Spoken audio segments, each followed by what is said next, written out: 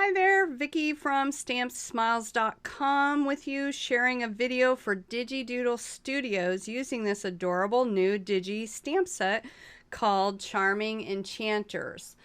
I have made a couple of cards using most of the images in this stamp set, as you can see here. For this video, I'm going to show you how to use digital stamps for a ink blended background. Here you can see I've printed him out in Copic blending card, and I also printed him out again on a regular piece of 80-pound Neenah Solar White cardstock. I'm noting here that I did not color in his wand or the stars or the little star on the end of his hat, and I'll share with you later why I did it that way. But first we're going to start out with ink blending. Now, I had done a previous video using DigiDoodle Studios images, and I kind of went by it and I had some questions for some people, so I wanted to explain further about the distress inks. I buy them in these little cubes. These are from Ranger, Tim Holtz, and I have them sorted by colors, and you can see I have the little round foam to put on the end of my ink foam blending tool, and they just store real neatly on the inside of the back of the ink pads. And I just store them in these tin containers, also sold by Ranger, and I just use those as I want to ink blend. So for this, you can see that I've cut out the ink blended panel with a scallop die, and I've also fussy cut out the image, and you will see here I'm showing that it goes right over top of where we're going to ink blend. Something that I like to do when I fussy cut images out is use a black marker to go along the edges. I just think it makes a nice little professional touch, and it makes it blend in with the background better. Now, to start off with, we're going to go right in the center. Rather than go off the edge, we're going to go right in the center. And how I do this is by taking a very light hand at first. And I want to emphasize here that you can see it looks horrible. It doesn't look all that great. And if you're just new to ink blending and starting out, you might feel the same way yourself and think when you start on this looks horrible. This isn't anything how I want it to look.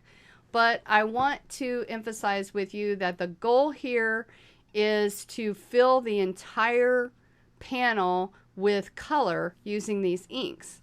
So of course, when you start out on the plain white paper, it's going to look a little horrible and a little splotchy because mainly you're putting ink over a stark white panel.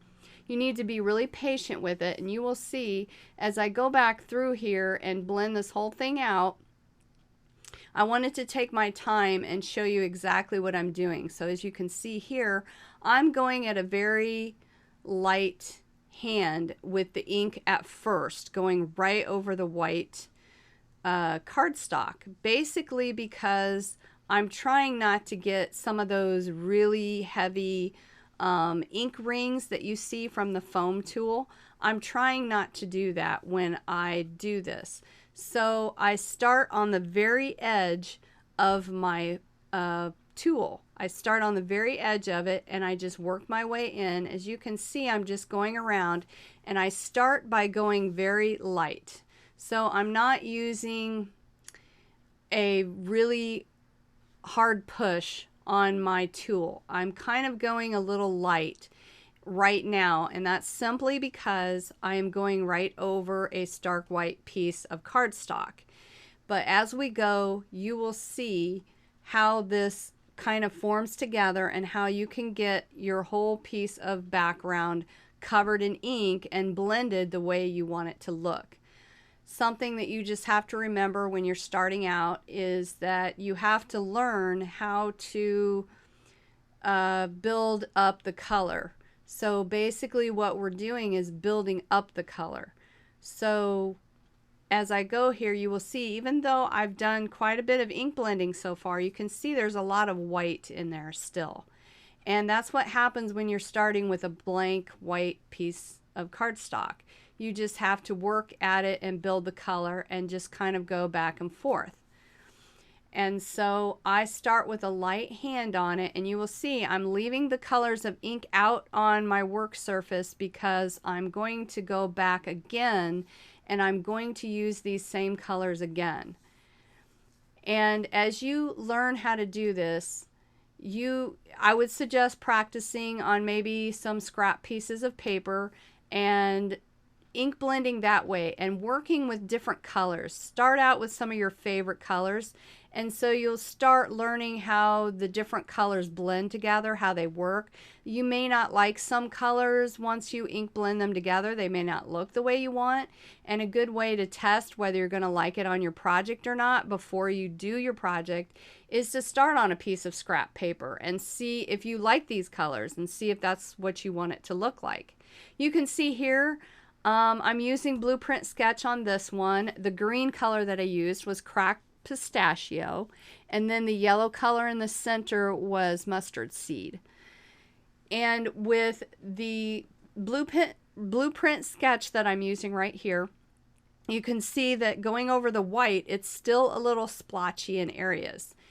And based on the image, that's one thing about having a digital stamp there, that you can see where it's at.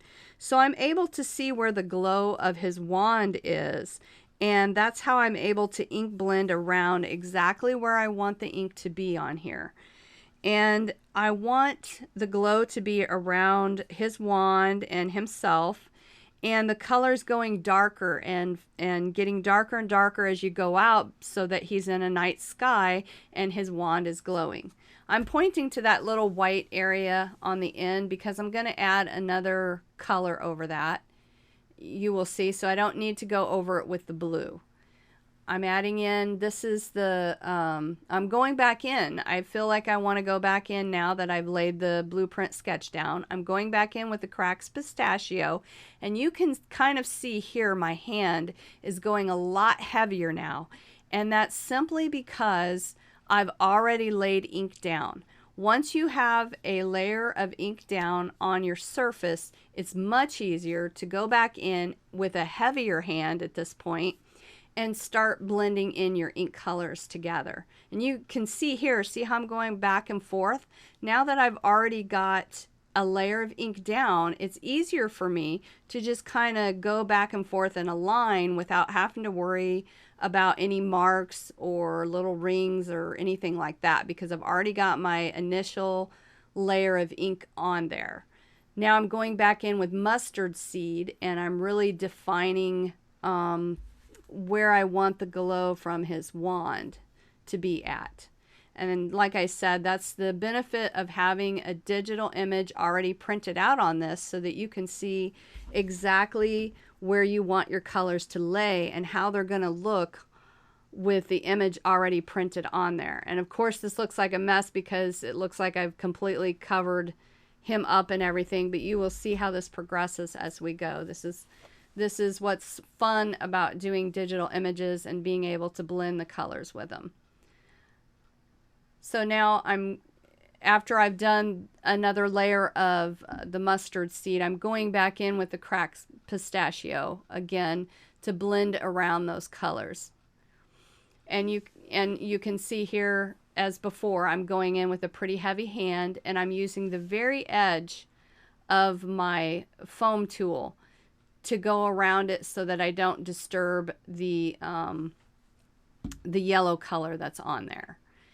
And you kind of just want to just go back and forth until it looks how you want it to look on your design. Here you can see me looking at my fingers, and I'm going to give you a tip here.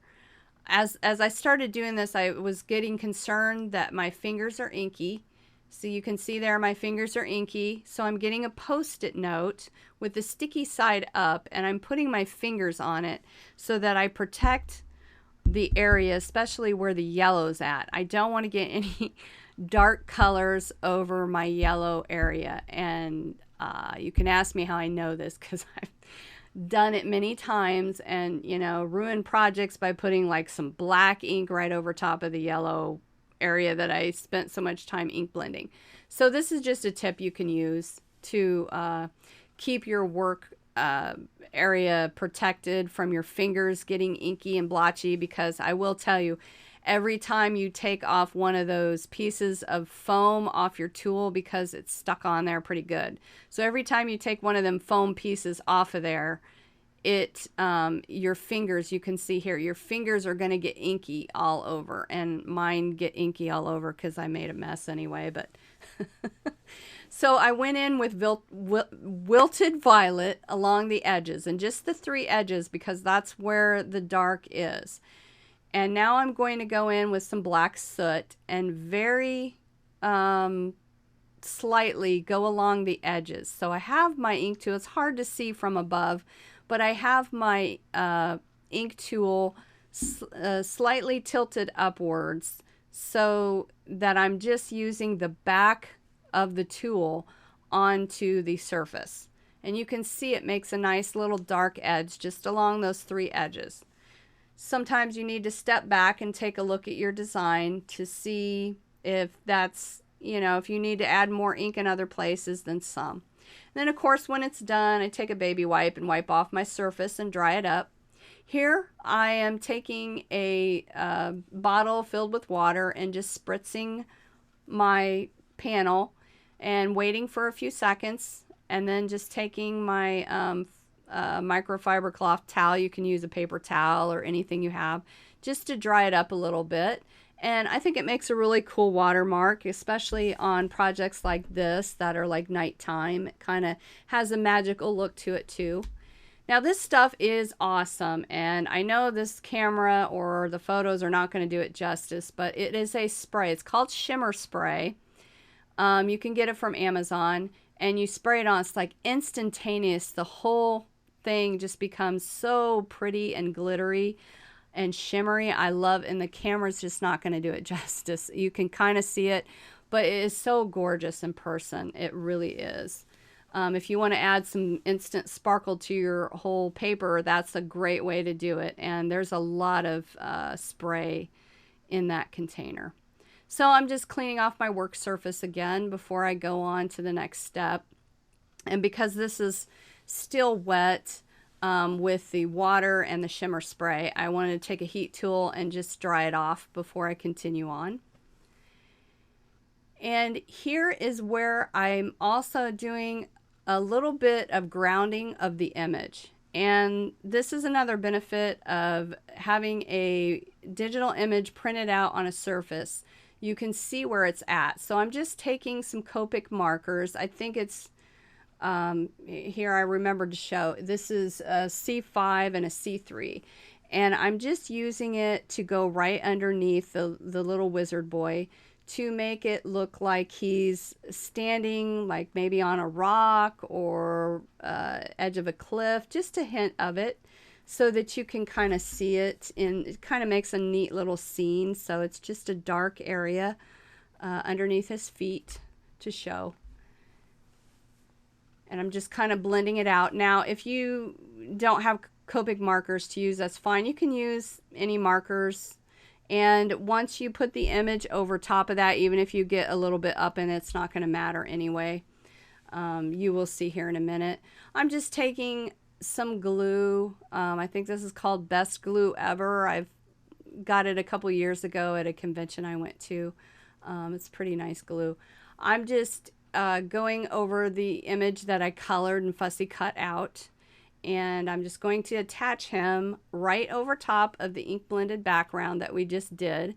And because it's a printed out digital image, you can see exactly where he needs to go. And you can cover him up, and you can see now that you've added the image, the whole thing just kind of comes to life. And it was so fun. I don't know if I mentioned previously that when I fussy cut out this image, I cut off the wand. And here I'm coloring with a purple glitter gel pen, his wand. That's why I didn't color it in the other versions, and because I knew I was going to cut it off and use it for my scene.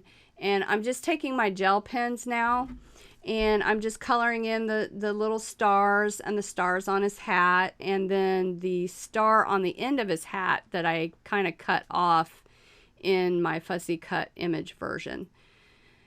Here I'm just taking a white gel pen, just kind of making stars, kind of mainly in the darker areas where you would see the night sky as opposed to where his glow is. And another tip for you is this: using gel pens is something I really like to do because, for one, it adds a nice little glimmer shine to it like this. And it kind of covers up the ink that we ink blended over it. Here's how I finished off my card. Really simple. It shows off the whole card, the whole background. And I mounted him over an A2 size top folding card base.